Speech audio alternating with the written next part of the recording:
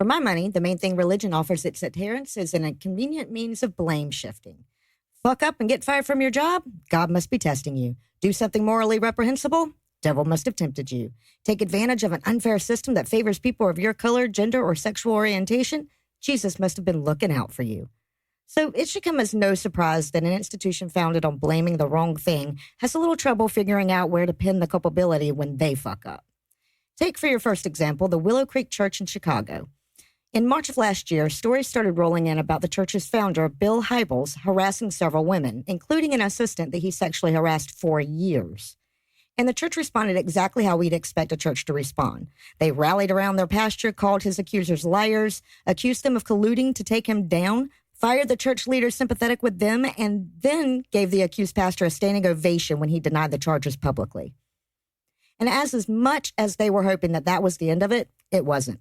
The church continued to be plagued by these allegations, and that led to a long string of church leaders quitting in protest. So last Tuesday, they held a meeting without the accused harasser and tried to put the whole thing to rest once and for all, except they still never admitted that they did anything wrong, never mentioned Bill Hybels, and never apologized for publicly labeling his victims as liars.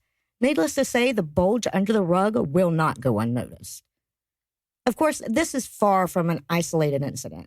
We got word this week about a victim of child sex abuse suing the Village Church in Texas for $1 million over their gross mishandling of her sexual assault claim. The unnamed plaintiff claims that she was molested by a church employee during a church-sponsored camping trip at the age of 11. In response, they fired the molester, but not before giving him a severance package and telling the congregation it was because of his alcohol problem. As for the victim, well, they paid for 8 of her counseling sessions and gave her a $1,000 gift for Christmas one year. As a thanks, apparently, for her complicity in covering up her own molestation. Seems like they came in about, 3 zeros short, though. And while we're on the subject of misplaced blame, I can't help but add on this story I saw in The Friendly Atheist this week. It turns out that our old friends at Focus on the Family have a new book out called How God Used the Other Woman, Saving Your Marriage After Infidelity. And yes, it's about exactly what the title just said. How it's the wife's fault her husband cheated on her job to fix it, and God endorsed the whole plan. Just tossing it out there because I know Mama Bear apologetics can't last forever. And on that note, I'll hand things back over to Noah, Heath, and Eli.